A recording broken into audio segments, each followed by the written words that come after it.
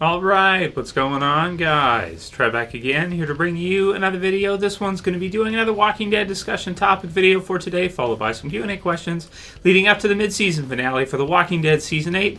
In this one, we're going to give our thoughts on whether or not we think, in the television series version, Rick will actually kill Negan.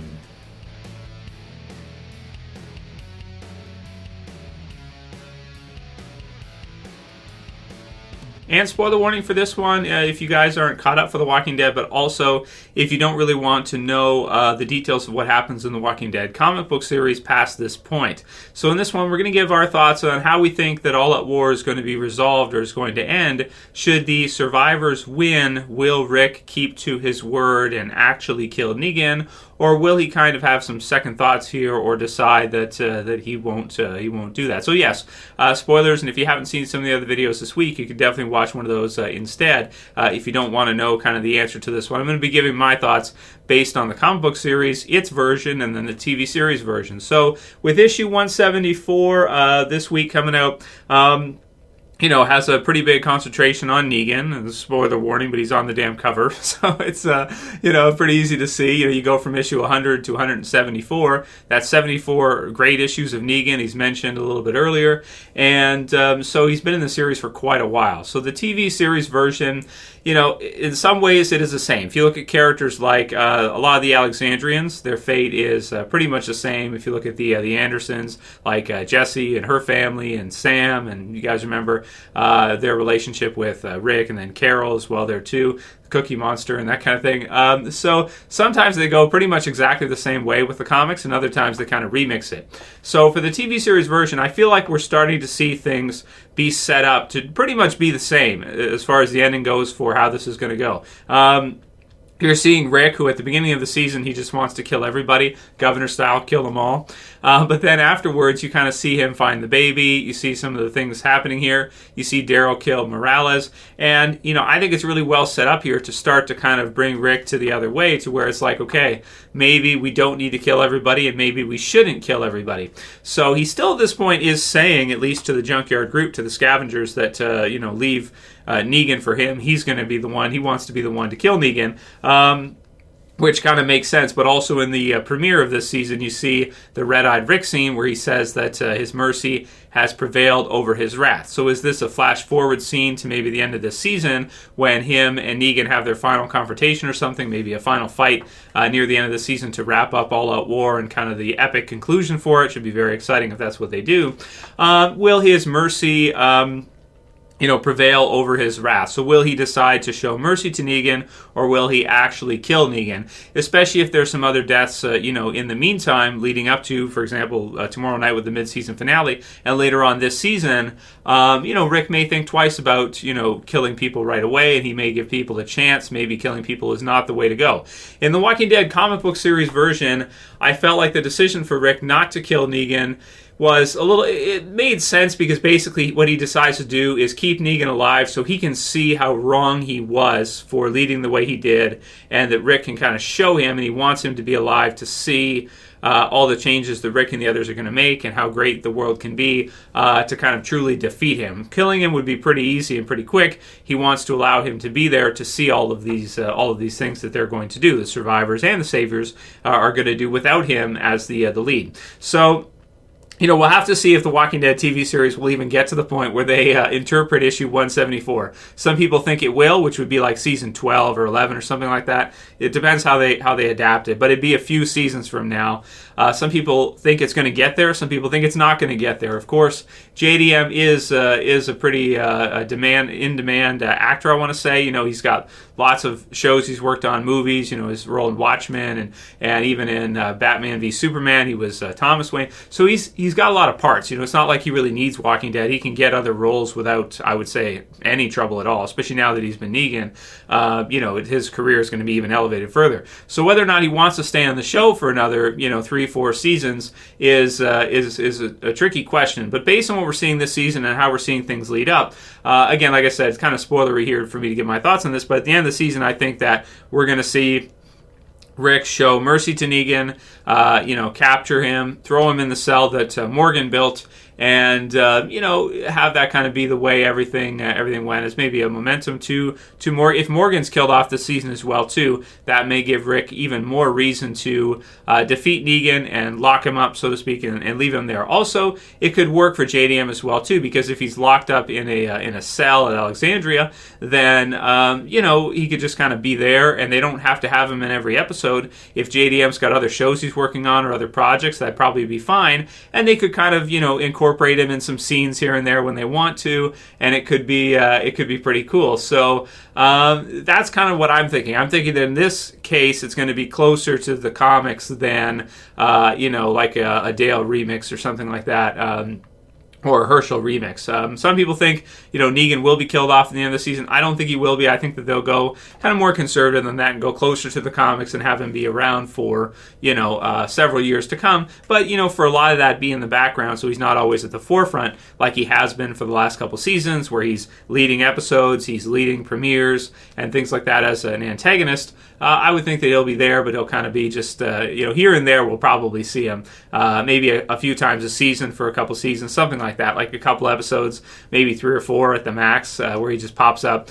We get some kind of fun factor from him, and silly jokes and things like that he does, and kind of go from there. So that's kind of my predictions on how I think the whole war is going to turn out, on how it's going to end. So in the end, I do not think Rick is actually going to kill Negan 100%. No. So that's something that's been asked a few times. I haven't done a direct video on it 100%, and I decided for this one, let's just do that. Dominic Andress was the one who asked the question, said, "Hey Trev, Q&A for you. Whenever Rick talks about the plan to end the Saviors, he mentions that he alone will be the one to kill Negan. He has said this in the premiere and during episode 7 when he was speaking to Jadis. So do you think he will, or do you think he is trying to make sure it's him to kill Negan so he can ensure no one else tries to kill him, and instead Rick may actually imprison Negan like in the comics, or are they foreshadowing how they might kill Negan off as a major change at the end of All Out War?" So for you, Dominic, there's your answer for you. I do not think it will be a major change. I think that they'll keep him around, and that JDM will probably be down for it. This is just predictions, speculation on my part. Of course, I don't know. I don't have inside info to what the actor, and people want to do.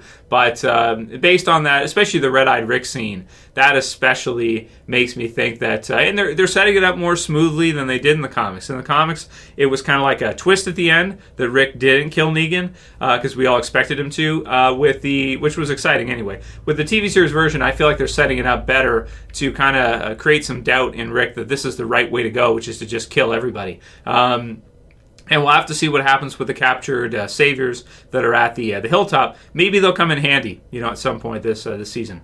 The Dark Archer says, "Hey Trev, there is a second sneak peek for the mid-season finale showing where the saviors end up being. A must-watch." So I have seen that one. I saw that earlier this week, but I didn't mention any of the videos. So the link will be in the description if you guys did not see the Talking Dead sneak peek for the Walking Dead mid-season finale. Looks really good, man. I won't spoil it for you guys, but Negan's in it, or his voice is anyway, and it looks really cool. It's a lot, mainly what we had predicted to see, even from earlier on this season. You can kind of see how they're kind of setting up certain moments from the comics to be adapted.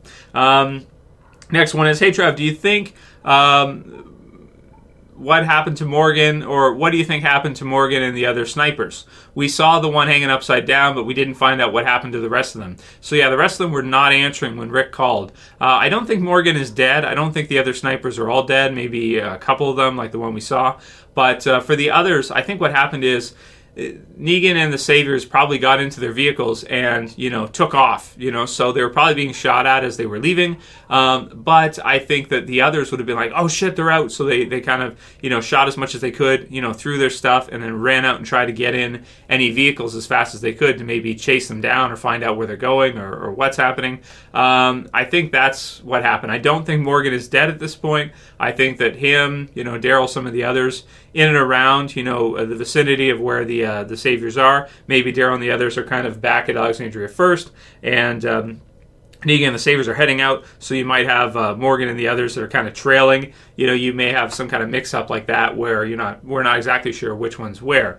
But there's going to be probably some fighting along the way to them getting to Alexandria, but it looks like they're probably going to get there.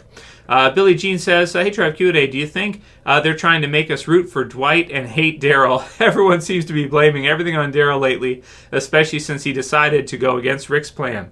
But on the other hand, Dwight wants to stick to Rick's plan and would like to keep as many people alive as possible. I'd love to hear your thoughts. Thanks, Trev. So it's a good question. I feel like they are kind of taking Dwight and they're making him kind of more popular for us. I think that they're doing some things to try to make us like Dwight a bit more. He was a pretty hardcore villain in season 6 and 7. So now we're kind of seeing the opposite of that. We're seeing him kind of really help Rick and the others, which is, it's a nice turn. It's a nice twist, but development they're doing with the character to make us kind of redeem Dwight quite a bit from where he was at before, where you're pretty much, in season 6 you're going to hate Dwight because he kills Denise, and the other things he does, he kind of smiles about it afterwards, and he's kind of psycho at that point. Season 7 he kind of beats Daryl in some ways. So it's really cool to see him switch sides and to see what they're doing with him. And I personally am not really mad at Dwight anymore. I like Dwight and what he's doing for the group, and it's great. But as far as the hate for Daryl goes, it's the same thing for Rick. Like, all their plans don't work out throughout the series all the time, of course, because they have to, get into trouble, and then they have to find their way out of trouble. So, it's what it is. I personally don't blame Daryl. I think going in, it seemed like a good idea. It made sense. And it just didn't. The Saviors are tough to finish. They're not going to be easy 100% to kill out or to defeat, because they have so many numbers. They do have infrastructure. They do have a lot of weapons, and so they're pretty tough. They have some brains with Eugene and the others, so they're not stupid, and they're doing a good job right now of getting out of there and kind of counterattacking. So I think that a lot of people right now are mad at Daryl. I think they'll forgive him. But with Dwight, I think a lot of people have forgiven him for what he did in the earlier seasons, because at least he's helping out the group now and trying to take down Negan at this point. Matter says, so did Tara and Daryl mess up now that the Saviors got out because they're only one part of the building, or however they do? I think someone big is going to die, and it will be their fault. So you're going to blame, so Matter is going to blame Daryl and Tara and the others for kind of ramming it so they got out. They really, I don't think it would have mattered that much, because I think that the Saviors were about to try some things. They were running low on food, so they're getting to the point where they're going to start taking some risks and doing some crazy things in order to get out of there, in order to escape. So they were pretty close to getting there anyway, and they would have done something risky, I think, at that point anyway, because they had to. It was getting close to the end, but we would never know if Daryl didn't do that, if Rick and the others would have shown up in time. The scavengers, I don't think they would have, but that's just me. And the last one will be from Kim McLean, who says, hey Trev, I was as well surprised the crossover character is Morgan and not Abraham. However, do you think that it is possible Abraham could be added into Fear at some point in the future if fans react positively to Morgan's move? Perhaps more than one crossover is inevitable. AMC could be testing the waters. So for Kim, I think it's a good idea, or interesting, to go the other way. So you have Morgan come to Fear right now, and then maybe eventually you have a character from Fear or characters from Fear go into the original Walking Dead. I really love that idea. You have like one or whatever go the other way to kind of connect the shows really well. You have a bridge going that way, and then maybe eventually you have a bridge going the other way, and you get more people into Fear, because then they see certain characters in The Walking Dead, 1 or 2 even is enough, and they want to see their origin. They'd have to watch Fear to see that. So it's a great idea to cross-promote the shows like that and have characters cross between them, and we'll have to see if they ever do another one. I hope they will go the other way. I don't think we'll ever see Abraham again. I think Michael Cudlett's time on The Walking Dead is probably over since this announcement. Once they announce this, it's like, okay, you're doing Morgan, so we're probably never going to see Abraham again. Plus, he got to come back as like a hallucination or a dream sequence or ghost kind of thing. Not a ghost, but you guys get what I'm saying. Like in Sasha's mind, he got to come back. So he's already kind of been back once already. I don't think they really need to do it again, even though fans would probably like to see it. I don't know. It just feels like overkill because you're doing Morgan already. Anyway, that'll be it for today's Q&A, guys. I hope you liked it. If you did, please don't forget to thumb it up below. You can share, you can favorite. If you're new and you want to subscribe, you can subscribe at the bottom, and I appreciate it for all you guys who are subscribing. Only one more day left, and then we're going to get to see the mid-season finale for The Walking Dead Season 8. Should be great. That's it for this one, guys. We'll see you again soon for another. As always, it's Trev, and I'm saying peace. Later, guys. See ya.